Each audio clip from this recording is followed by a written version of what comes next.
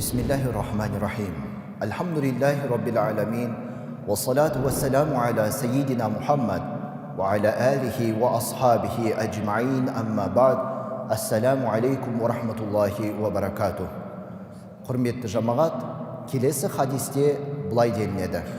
Сахих Муслимде Абу Хурайрадан, Алла одан разы болсын, риуаят етілген хадисте Алла елшісінің оған Алланың салауаты мен сәлемі болсын былай дегендігі туралы хабар бізге жеткізіледі.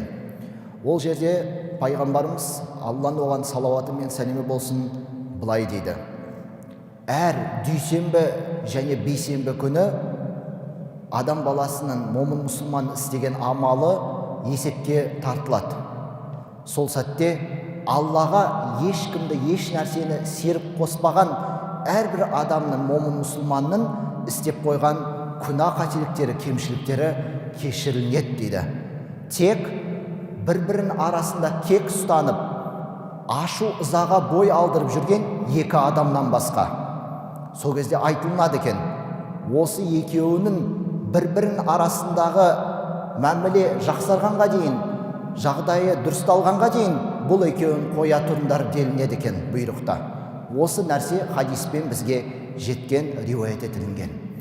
Қарап тұрсақ, бұл хадистен ұғынатынымыз, әр дүйсенбі, бейсенбі күні Алла Тағала біздің істерімізді, амалдарымызды есепке тартып, сол сәтте істеп қойған кемшілігімізді жарылқап кешіреді екен. Бірақ кімде-кім Аллаға серік қосса, әлбетте оның бұл күнәсі Алла Тағала кешірмейді, ол тәубе етпейінше.